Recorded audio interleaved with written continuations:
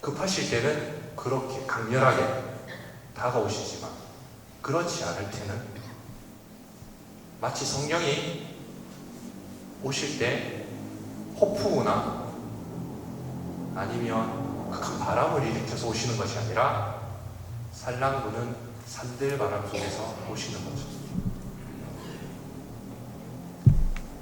잠시 눈을 감고요.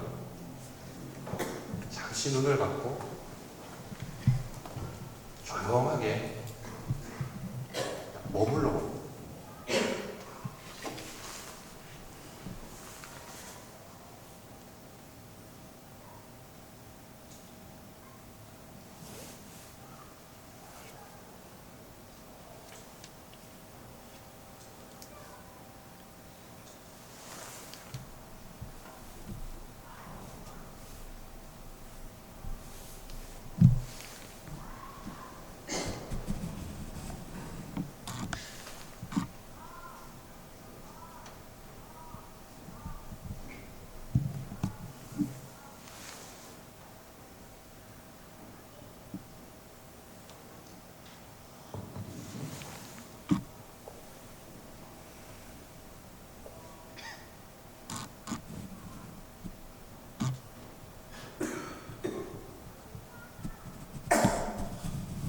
이제 눈을 뜨셔도 좋습니다. 잠시 눈을 감고 머물렀을 때 어떠셨습니까? 어떤 분은 편안하셨을 거고요. 어떤 분은 별 생각이 없었을 수도 있고요. 어떤 분은 불안할 수도 있습니다. 항상 무엇인가에 자극이나 소리에 이렇게 깨어있던 사람들, 계속 소리를 받았던 사람들은 갑자기 조용하면 불안해. 뭔가 해야 될 것 같아서. 그런데 지금은 이제 실내잖아요. 실내니까 잘 느끼지 못하실 수도 있는데요.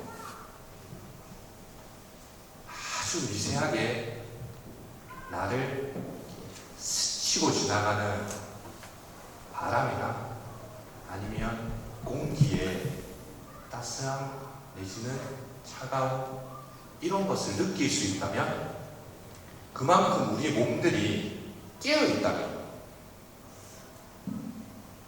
우리는 하느님께서 나를 어디로 이끄시려고 하는지 알 수 있는 하나의 빛을 발견하게 된 겁니다. 다시 이야기해서 우리 마음 안에 동인이 있는데 끊임없이 나를 향해 있으면 그러한 느낌들, 그러한 의식을 하지 못하지만 끊임없이 하느님께서 나를 어디로 부르시는가, 오늘 이 시간, 지금에 대해서 깨어 있다면 우리는 나에게 다가오는 말씀 하나가, 나에게 다가오는 산들바람의 그 감촉이, 나에게 다가오는 누군가가 나를 그리로 갈 수 있도록 초대하는 하나의 사건, 하나의 일들을 만날 수 있습니다. 그 가운데서 우리는 이제 응답할 수 있습니다. 근데 우리는 신앙생활을 할 때 스님도 그런 말씀하셨는데 가톨릭이 얼마나 편안한 종교인지 모른다. 진리에 대해서 다 길을 내놓고 그냥 그 길 위에 서 있기만 하는데 왜 그게 힘드냐, 그렇게 말씀하시거든요. 당신들은 구도를 해야 되니까 끊임없이 자기들 안에서 치열하게 싸우지만 우리의 신앙은 그렇습니다. 고속도로처럼 길이 쭉 나 있고 그 예수님을 따라서 그냥 가면 되니까 쭉 가다가 과속 카메라 오면 살짝 멈춰서 속도 조절하고, 그리고 또 없으면 또 쭉 가서 살다가 또 경찰이 온다고 내비게이션이 픽픽하면 속도 줄여갖고 맞춰주고 그렇게 해서 쭉 가면 되거든요. 그러니까 무엇을 봅니까?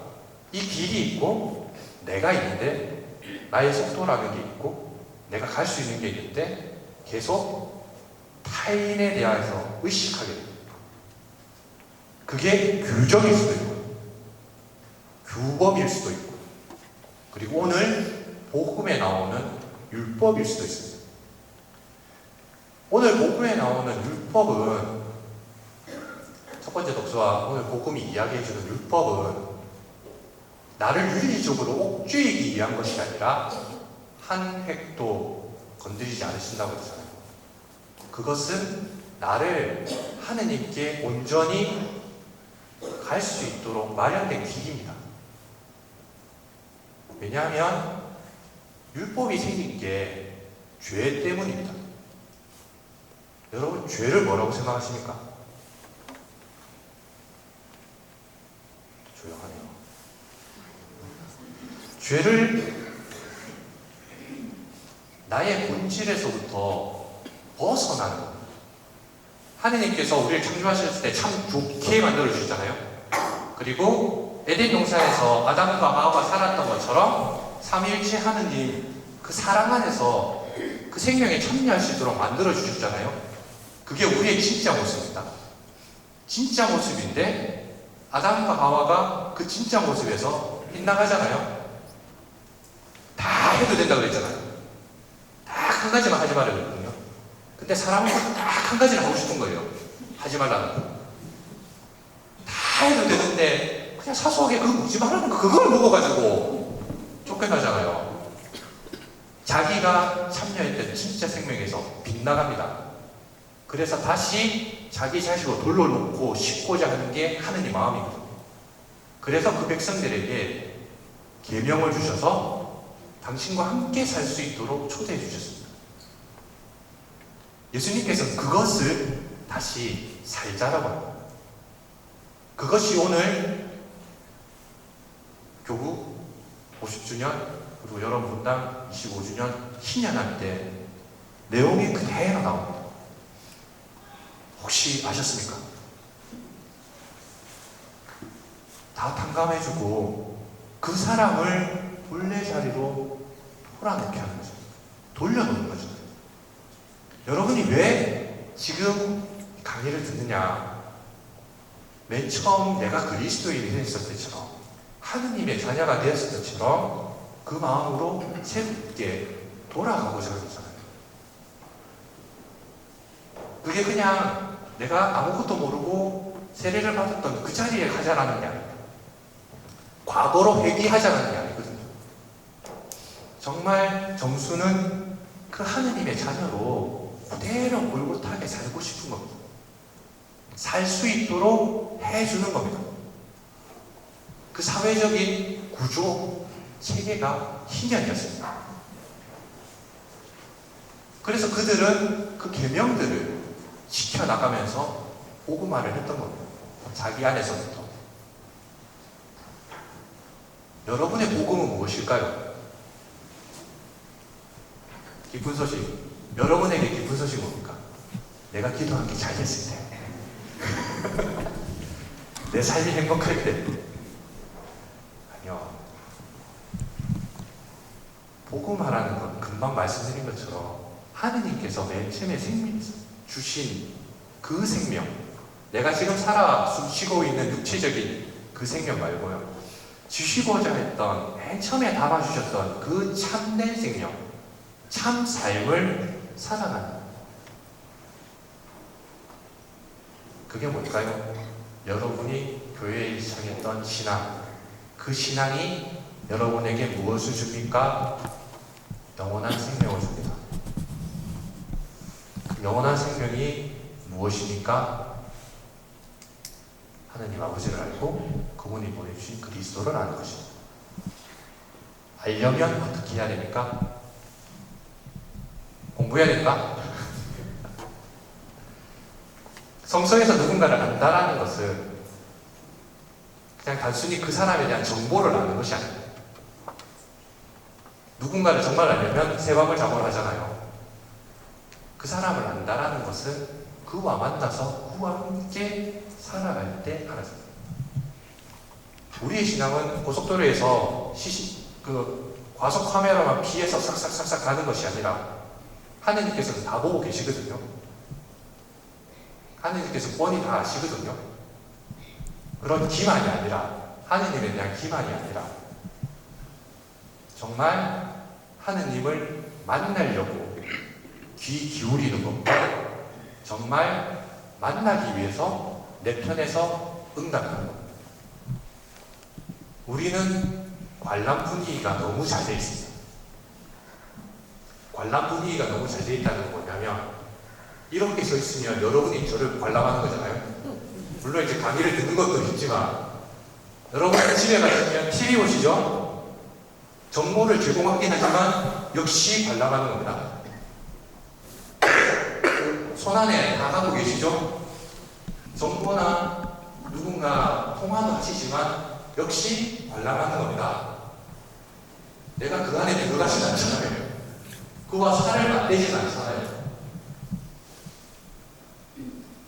미디어를 이렇게 중간에 놓고 그냥 단순히 바라보고 그냥 느끼잖아요.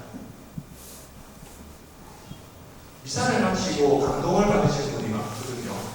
근데 가끔 이 얘기합니다. 미사는 감동을 받기 위해서 온 것이다. 성사는, 신앙은, 기도는 그거 끝나고 감동의 곁을 있어 결과물이 좋은 게 아니죠. 원래 핵심은 뭐였습니까? 맥주에 말씀드린 대로 신앙이 하느님을 만나는 일이라면 하느님을 만나는, 하느님과 함께하는 것. 하느님이 지금 여기에 계시다라는 것을 우선 내가 의식합니다. 그래야 만날 수 있고 그래야 나를 향해서 어떻게 부르시는지, 어디로 부르시는지 알아야 응답을 할 수 있습니다.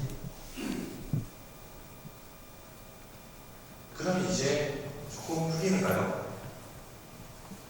나의 신앙생활, 내가 성경을 읽을 때, 말씀에 귀 기울이려고 할 때, 더 이상 관람자가 되지 않으려면 귀 기울여서 듣는 것, 그 다음으로 넘어가요.